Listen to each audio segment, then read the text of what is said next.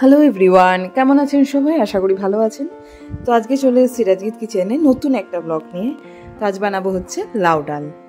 তো সেই জন্য প্রথমে নিয়ে নিয়েছি হচ্ছে প্রায় 200 গ্রাম মতো মুসুরির ডাল। সেটা একটা পাত্রের মধ্যে নিয়ে নিচ্ছি।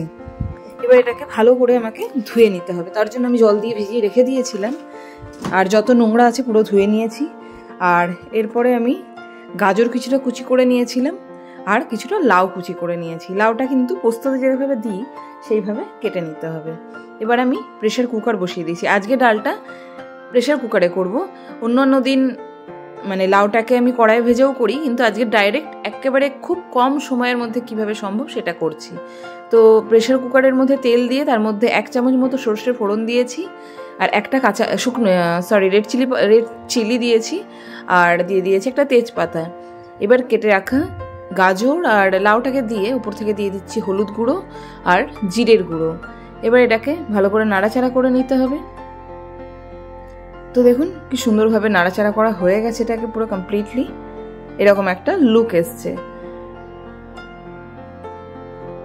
তো এবার এর উপর থেকে দিয়ে দেবো হচ্ছে ভিজিয়ে রাখা মুসুরির ডালটাকে। তো যে যেরকম ঘনত্ব পছন্দ করেন সেই অনুযায়ী মুসুরির ডাল দেবেন। আমি যেটা দিয়েছি সেটাতে বেশ থকথকে ভাব হবে ডালটা।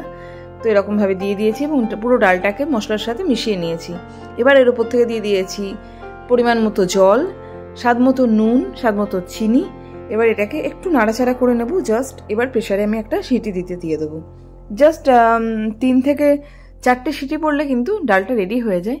তো দেখুন আমি ডালটা রেডি করে ফেলেছি এবং লুকটা প্রায় এরকম এসছে।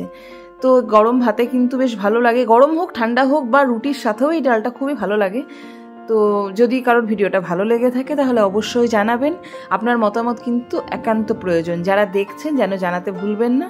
আর বাড়িতে এটা অবশ্যই ট্রাই করতে পারেন। এটা কিন্তু একেবারে কম সময় বাঁচানোর রেসিপি। তো ভিডিও ভালো লাগলে আপনার মতামত জানাবেন, একটা সাবস্ক্রাইব করে দেবেন। সকলে ভালো থাকবেন, ধন্যবাদ।